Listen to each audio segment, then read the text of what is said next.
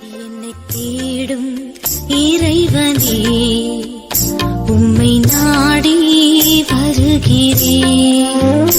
என்னை தேடும் இறைவனே, உம்மை நாடி வருகிறேன்.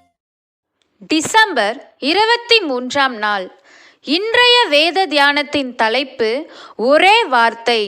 வாசிக்க வேண்டிய திருமறை பகுதி ரோமர் 13ஆம் அதிகாரம் 8-14 வசனங்கள் முடிய. அன்பு நியாயப்பிரமாணத்தின் நிறைவேறுதலாயிருக்கிறது. ரோமர் 13ஆம் அதிகாரம் 10ஆம் வசனம். பவுலடிகளார் கொரிந்தியருக்கு எழுதும்போது அன்பே பெரியது என்று கெம்பீரித்தார். இங்கே நியாயப்பிரமாணம் முழுமையும் அன்புக்குள் அடங்கிவிடுகிறது என்கிறார். முக்கியமாக தன்னிடத்தில் அன்பு கூறுகிறது போல பிறனிடத்திலும் அன்பு கூறுகிறவன் பிற பெண்களை தன் சகோதரி போல பாவிப்பான். விபச்சாரம் செய்ய மாட்டான். என்னை யாரும் கொலை செய்யக்கூடாது, என் பொருளை யாரும் திருடக்கூடாது என்றுதானே நாம் நினைக்கிறோம். இது தன்னிடத்தில் அன்பு கூறுவதுதானே. பிறரிடத்திலும் இப்படியே அன்பு கூறுவோம்.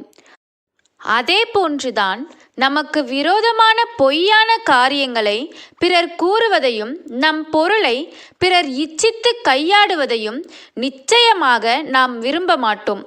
பிறரிடத்திலும் நாம் இப்படி நடப்பதுதான் பிறனிடத்தில் அன்பு கூறுவது ஆகும்.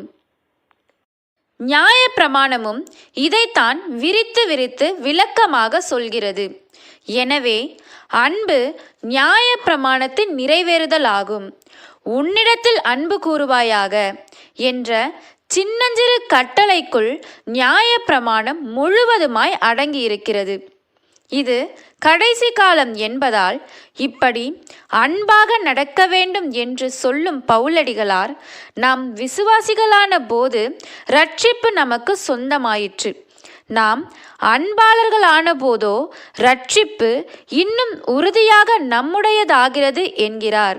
வசனம் 11. அடுத்து இருளாகிய பாவத்தில் உள்ளவர்கள் செய்யக்கூடிய அந்தகார கிரியைகளான களியாட்டம், வெறி, வேசித்தனம், காம விகாரம், வாக்குவாதம், பொறாமை, துர் இச்சை போன்ற பாவங்களை விட்டுவிட்டு ஒளியின் ஆயுதங்களான பரிசுத்தமானவையும் மேலானவையுமான நற்காரியங்களை மட்டுமே செய்து வாழ வேண்டும். அந்தகார கிரியைகள் எவை, ஒளியின் ஆயுதங்கள் எவை என்று கண்டு கொள்ளும் ஞானம் நமக்கு வேண்டும். அன்பென்னும் ஒளிவிளக்கு நம்மிடம் இருந்தால் இருள் தானாகவே விலகிவிடும். அன்பென்னும் ஒளிவிளக்கு நம்மிடம் இருந்தால் இருள் தானாகவே விலகிவிடும். ஜெபம். தெய்வமே, நீர் அன்பின் தெய்வம், நீர் பரிசுத்தமான தெய்வம். நான் உம்முடைய அன்பான பரிசுத்தமான பிள்ளையாய் வாழ அருள் புரியும். ஆமேன்.